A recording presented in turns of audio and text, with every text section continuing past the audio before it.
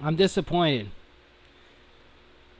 I'm disappointed in Deadpool and Wolverine, and it's a shame because I'm happy for the film's success. I'm happy for Hugh Jackman that he gets to play Logan again, gets to play Wolverine again. I'm happy that two best friends in Ryan Reynolds and Hugh Jackman get to team up for a Hollywood blockbuster. That's fine. That's great. They've always wanted to do this. You can tell, and I'm happy for them. My disappointment comes in the fact that it's once again another movie that relies on not on its plot, not on its performances, not on its, soundtrack or visuals, but relies on cameos, relies on the whole multiverse thing, the whole variance thing, whatever they call them. It's a shame that it's the only thing that's being talked about, you know? It's a shame that nostalgia is still the top seller for the MCU because I said it, when Endgame came out. I was like, this is the MCU's peak. They're not going to hit this peak ever again. It's all down. It's all going to be down. It's all going to fluctuate from here, but it's never going to get this high. And a lot of people were telling me, no, that's not true. I disagree with that. But when you think about it, that's all it's been since then. It's been nostalgia. It's been, I don't want to say fan service. It's been, cameos and all these. Here's my problem with the multiverse, right?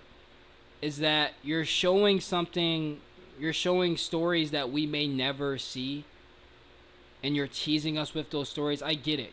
Cameos happen in films. It's great. It's cool. But when the entire film is just sold on that and revolved, and that's the crutch of the film, that's holding the film up.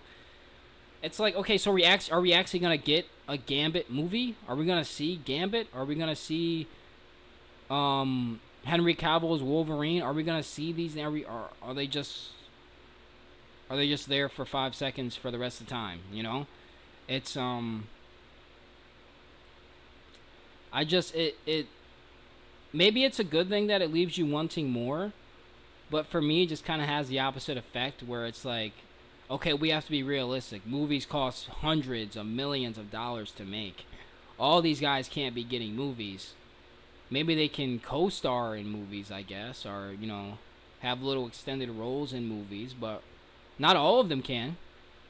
Some of them are going to get left in the dirt, and that's the end of those storylines.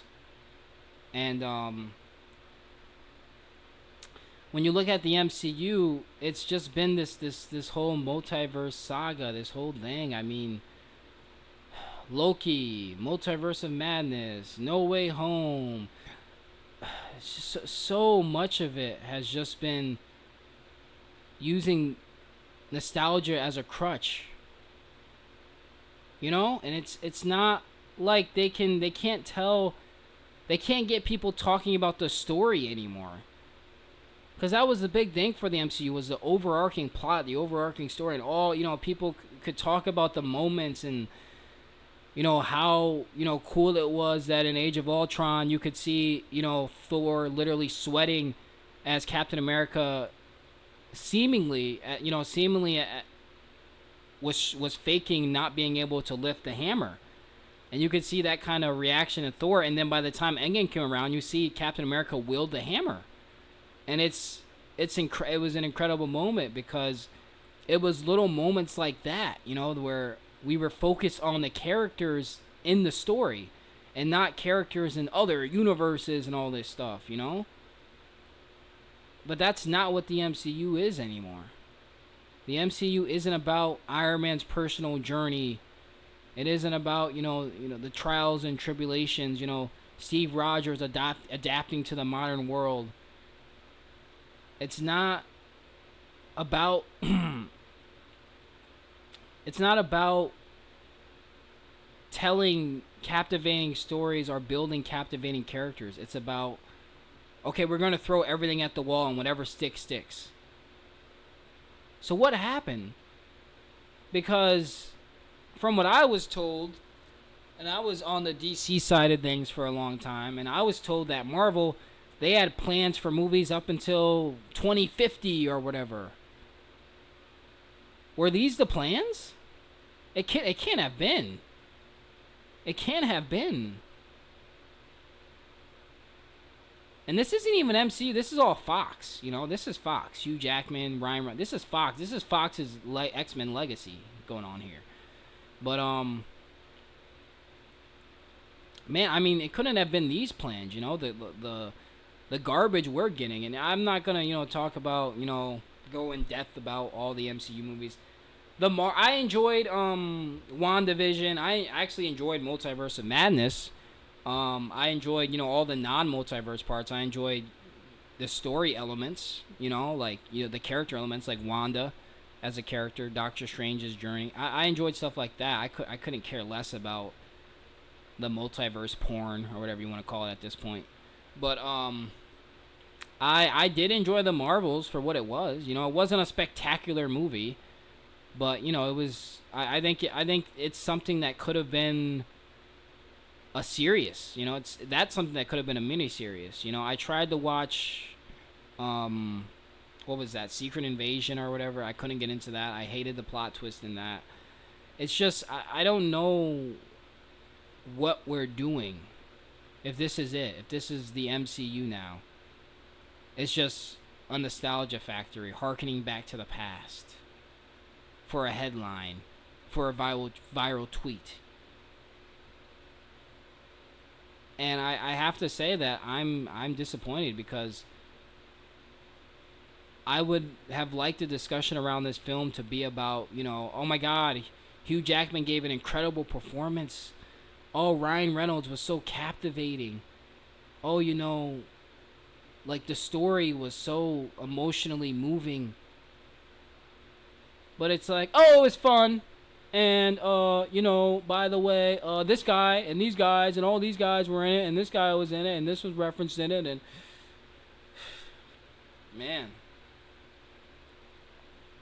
we didn't have any of that in Logan. Logan was carried by the performances and the script, and that was great. And we didn't need to know all the extracurriculars. We didn't need to know what this guy in this universe is doing, or what this guy across the world is doing.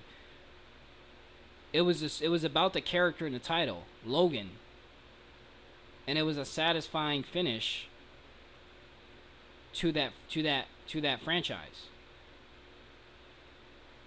And you could talk about the canon to X-Men Days of Future Past, blah blah blah. I have no opinion on that, but it was a good send off. It was amazing.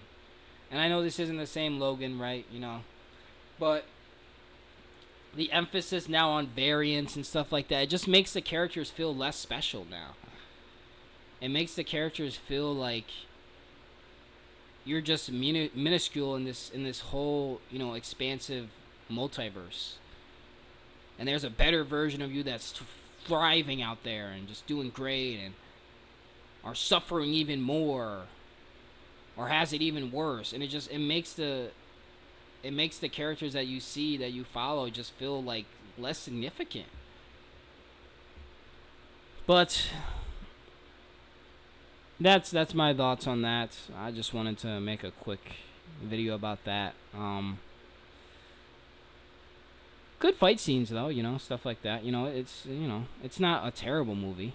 It's not a bad movie, actually. It's really not a bad movie, but I have the same way with it that I have the same feelings with it that I had with No Way Home. Even though I actually think No Way Home was a mediocre movie, but it had one job and it succeeded in that job, so fair play, right? Out of this one, I just expected more, though. I just expected more.